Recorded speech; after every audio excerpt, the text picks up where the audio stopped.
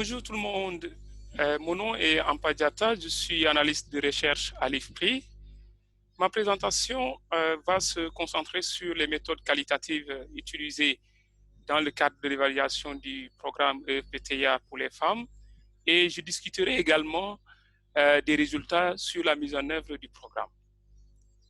Alors, commençons par les méthodes qualitatives qui ont été utilisées. En fait, concernant donc la méthodologie, cette composante qualitative de l'étude a été conçue dans le but de comprendre les dimensions genre de la participation, les avantages et l'autonomisation des hommes et des femmes aux différents maillons des chaînes de valeur cibles. Et pour ce faire, deux types d'entretiens ont été réalisés. Il s'agit des entretiens avec des informateurs clés et des entretiens semi-structurés. Pour ce qui est des entretiens avec des informateurs clés, il s'agissait de s'entretenir avec des acteurs qui sont spécifiques des niveaux clés des différentes chaînes de valeur. Donc, il s'agit entre autres des fournisseurs d'intrants qui sont chargés donc, de la fourniture donc, des intrants aux exploitants, des gens de vulgarisation qui sont chargés de l'accompagnement technique des producteurs, des fournisseurs de crédits qui sont donc dans des agences donc de microfinance qui appuient la finance de ces activités de production. Et donc, enfin, donc, les commerçants locaux qui sont dans la chaîne de distribution. Et de l'autre part, donc, pour les entretiens semi-structurés qui ont été réalisés, ça a été mené chez les femmes bénéficiaires du projet, des femmes aussi non bénéficiaires du projet, des maris de femmes bénéficiaires et les formateurs qui ont mené la formation en tant que telle.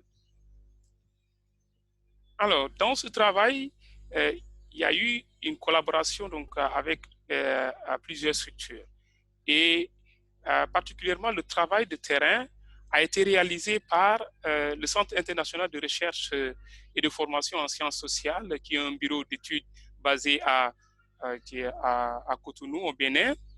Et la formation de l'équipe de chercheurs de terrain a été menée par la structure Cultural Practice et l'IFPRI. Et disons que la plupart des entretiens ont été menés en langue locale, donc particulièrement donc, le fon, le Dendi et le Bariba, et juste quelques-uns qui ont été menés en français pour ceux qui souhaitaient. La recherche qualitative pour cette étude a été menée dans 14 communes du Bénin. Donc, dans le nord, 9 communes ont été sélectionnées dans 3 départements de Donga, Colline et Atakora.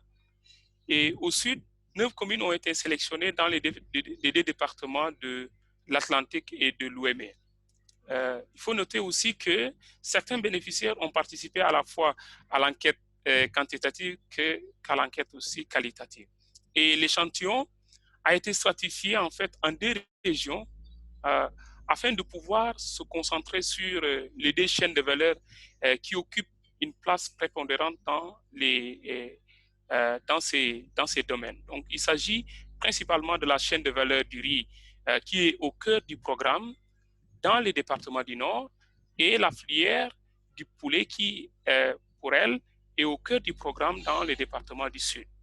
Alors, comme premier résultat que nous voulons discuter avec vous, c'est la participation au programme. Et ces résultats sont issus de l'enquête quantitative. Et comme nous pouvons le voir sur le tableau, la grande majorité, la grande proportion des femmes bénéficiaires environ donc un tiers, ont déclaré avoir appris l'existence du programme soit d'un ami, d'un parent ou d'un autre membre de la communauté. et un quart ont appris l'existence du programme auprès des personnels d'ONG ou d'agents de vulgarisation. Donc, et moins fréquemment, les bénéficiaires ont signalé avoir appris l'existence du programme et auprès des chefs religieux ou des institutions, des chefs de village ou auprès des institutions religieuses comme l'église ou la mosquée, et aussi donc, auprès de via la radio, mais effectivement, donc, ces canaux étaient moins courants. Alors, lorsque on leur a demandé de ce qu'il croyait être les conditions requises pour être admissible au programme. Disons que les croyances des bénéficiaires soient exactes, elles peuvent être importantes pour comprendre l'adoption du programme. En effet, les 2/3 des femmes pensaient qu'elles devaient être impliquées dans l'une des chaînes de valeur pour être admissibles. Un 5e pensait qu'ils devaient être membres d'un groupement. Et moins fréquemment, donc certains bénéficiaires pensaient qu'ils devaient posséder des terres, pouvoir lire, écrire ou être résident même permanent au sein de la localité. Et globalement, les bénéficiaires ont déclaré avoir participé à la formation pendant 3 jours en moyenne.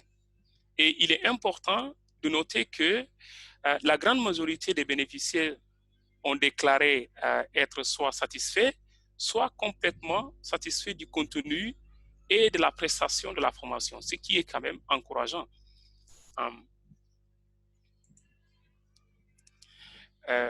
Maintenant, lorsqu'il leur a été demandé de parler de leur expérience avec la formation EFTTIA pour les femmes, les bénéficiaires et leurs maris ont tous partagé les aspects positifs de leur participation au programme FTPA pour les femmes et de son implication, de son impact sur leur vie. En effet, les bénéficiaires ont apprécié le fait que le programme leur ait expliqué auparavant la théorie ou la raison de ce qu'ils faisaient avant de leur enseigner les meilleures pratiques. Et les bénéficiaires estiment que cette approche leur a aidé à comprendre et à accepter les nouveaux matériaux. Et on peut noter qu'une bénéficiaire a appris d'importantes pratiques techniques et hygiéniques liées au traitement des produits. C'est ce que, du moins, on peut retenir des termes d'un des maris des bénéficiaires qui dit après la formation, ma femme est revenue avec un nouveau équipement. Et la façon dont elle se fait le riz a changé. Je suis encouragé si je vois des résultats positifs de la formation. Et ils ont également appris à travailler plus efficacement en apprenant à faire mécaniquement donc, certaines choses qu'ils faisaient auparavant donc, à la main.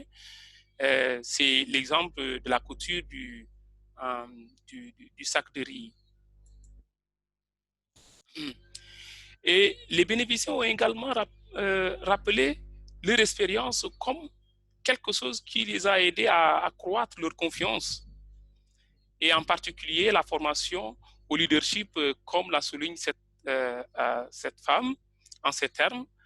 La formation au leadership des femmes m'a changé en termes d'organisation et de gestion du personnel. Avant, j'étais un peu désordonné, mais maintenant, j'apprends à mettre plus d'ordre et de discipline. Et j'insiste à ce que tout le monde m'envoie son planning avant le vendredi.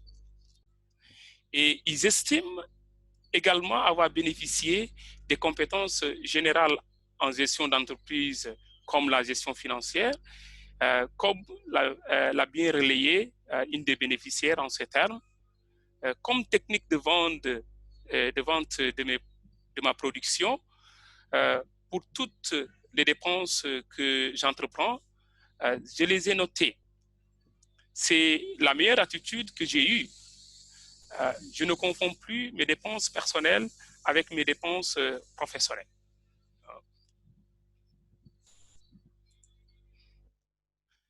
Alors, la formation EPTA aussi, donc, il y a eu aussi donc, des obstacles qui ont été rapportés concernant donc, la participation donc, des femmes donc, aux formations. Et donc, parmi les obstacles les plus courants qui ont du moins donc, entravé la participation complète des femmes aux activités du programme, il s'agit principalement donc, des tâches de garde d'enfants pour qui certains ont dû prendre des dispositions alternatives pour la garde des enfants. Et il y a aussi la question de l'obtention du soutien et la permission des maris. Donc, il s'avère donc être un obstacle important, comme nous pouvons le constater en ces termes de mari de bénéficiaire.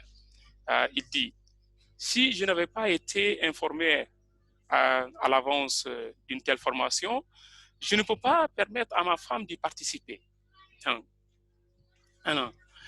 Il y a aussi un aspect important qui est le temps et le transport pour assister aux formations. Et ça, cet aspect a été particulièrement donc, bien expliqué par un des formateurs qui explique ceci, que les femmes ont l'habitude de recevoir des per diem pour les formations. Au départ, le projet ne donnait pas cela, à part une pause café et un déjeuner. Nous avons alors constaté une baisse de participation et nous étions donc obligés de leur donner des frais de déplacement afin de les retenir. Nous avons payé 4 000 francs par personne. Donc, c'est des obstacles qui sont importants à retenir. En fait, des défis pour la mise en œuvre et l'utilisation des connaissances et compétences ont été également décelés lors des entretiens, en analysant donc les entretiens. En effet, parmi les bénéficiaires, tous n'ont pas été en mesure d'appliquer pleinement tout ce qu'ils ont appris lors des formations et de faire progresser leur entreprise. Nous avons identifié 3 principaux défis qui limitaient la capacité des bénéficiaires à apprendre et à appliquer ce qu'ils ont appris des programmes afin qu'ils puissent faire avancer leur projet. Tout d'abord, il y a le manque de matériel ou d'équipement nécessaire. En effet, les bénéficiaires étaient déjà impliqués dans la transformation des produits dans une certaine mesure, mais ils avaient souvent besoin d'un équipement plus coûteux pour faire avancer, donc pour faire progresser leur activité. Ensuite, l'autre défi aussi qui est important est donc la présence des hommes aux formations. D'une part, l'invitation et la présence des maris garantissaient que ces derniers étaient à l'aise avec la présence de leurs femmes et seraient favorables au changement dans son entreprise. Cependant, il est revenu aussi que dans un environnement d'apprentissage mixte, la participation des hommes a souvent éclipsé celle des femmes. C'est ce que nous pouvons comprendre même avec l'explication d'un des formateurs qui partage ceci. Je peux dire par expérience d'avoir dirigé des formations lorsque le mari est présent, les femmes s'expriment moins. Parfois aussi, quand il n'y a que des femmes et qu'il y a un leader parmi elles, les femmes ont tendance à laisser la parole au leader. Et de plus aussi, il fallait davantage de formation sur la gestion financière car de nombreux bénéficiaires ont des difficultés donc, à gérer les aspects financiers de leur entreprise. C'est ce que un des formateurs donc, a suggéré, disant ceci. Je suggérerais d'intégrer la composante gestion financière car malgré leur activité, les femmes doivent comprendre comment gérer les bénéfices des aspects financiers. Elles doivent savoir comment faire des prévisions et des programmations. OK? Et parallèlement à cela, il faut noter que les fournisseurs de crédit ne considéraient souvent pas les femmes comme des créanciers fiables. Alors, une approche potentielle pour répondre à ce besoin pourrait consister à organiser des formations avec, avec les personnels des organisations d'octroi de crédit ou d'établir des partenariats avec des organisations d'octroi de crédit sensibles aux gens. Hein? OK. Donc, pendant l'enquête quantitative, nous avons également demandé aux bénéficiaires des suggestions sur la manière d'améliorer le programme. Et ils ont donné un certain nombre de suggestions, dont les plus courantes donc, sont ici après. Et il s'agit entre autres de leur fournir des intrants tels que des subventions pour le soja, le premier matériel, l'équipement, les fonds de roulement, les poussins, former plus de personnes. Les bénéficiaires ont également suggéré d'aider les stagiaires à trouver des marchés facilement accessibles pour leurs produits, leur fournir des transferts d'argent, donc des allocations qui pourraient donc leur aider financièrement, donc à le soutenir financièrement, et fournir des informations sur la gestion financière, le compost, le recyclage, l'aviculture, la transformation. Et il demande donc plus d'informations, tout simplement, donc beaucoup, s'il faut même des répétitions, afin qu'ils puissent donc avoir donc des informations donc les plus à jour, qui pourraient donc leur aider à améliorer donc leur travail. Donc, ils ont également suggéré de mener les formations en langue locale ou avoir donc, des interprètes lors des formations. Ceci pourrait leur permettre de mieux appréhender les messages de la formation. Donc, leur offrir des formations plus fréquentes. Donc, ça a été aussi voilà, une suggestion. Ceci pourrait être donc beaucoup plus utile pour eux afin de mieux toujours donc être à jour des dernières technologies qui pourraient donc les aider à augmenter leur productivité ou leur façon de faire. Et visiter fréquemment des bénéficiaires. Donc, ça a été aussi une suggestion qui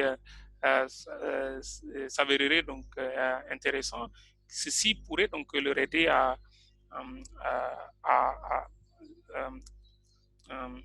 à surmonter donc les difficultés donc qu'ils ont très souvent donc pendant donc le déroulement donc de leur activité. Et ils ont enfin aussi suggéré une meilleure communication donc autour du projet pour tous les bénéficiaires. Ainsi, nous finissons donc cet entretien. Merci beaucoup pour votre attention.